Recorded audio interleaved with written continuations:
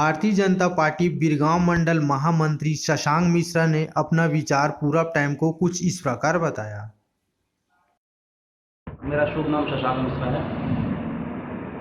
मैं बिरगांव मंडल का वर्तमान में महामंत्री हूँ। महामंत्री का दायित्व कैसा रहता है, उसकी जिम्मेदारी कैसे रहती है हमारे दर्शकों को? महामंत्री का दायित्व ऐसा रहता है कि अपने क्षेत्र में जितने भी जैसे कि युवा मोर्चा का कार्य मेन रहता है, भारतीय जनता पार्टी की रीढ़ की हड्डी कहा जाता है।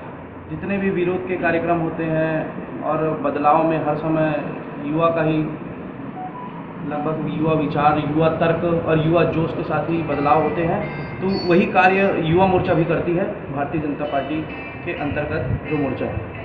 अभी आगामी विधानसभा चुनाव है, तो विधानसभा चुनाव में भारतीय जनता पार्टी कितनी तैयारी के साथ कितनी मजबूती के साथ करनी चाहिए? अभी जैसे कि आगामी कुछ दिनों में 40-45 दिन के बाद चुनाव चालू होने वाले हैं, तो उसकी भारतीय जनता पार्टी की बहुत ज़ोरों से चल रही है तैयारी, और हमें लग रहा है हम पूर्ण बहुमतों के साथ ही सरकार बनाने वाले हैं। अब कांग्रेस का तो ऐसा है कि भाई साहब ये जुमला 75 पार 70 पार ये सब ऐसे ही है फालतू।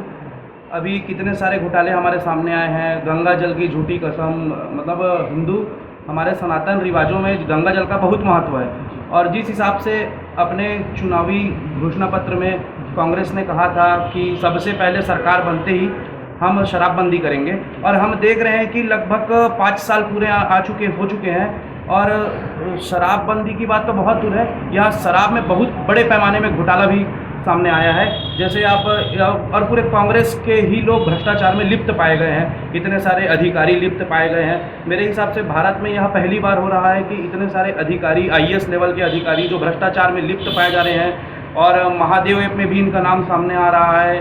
400-500 करोड़ कैश पाए जा रहे हैं, तो मुझे नहीं लगता कि इनका सरकार वापस आएगा।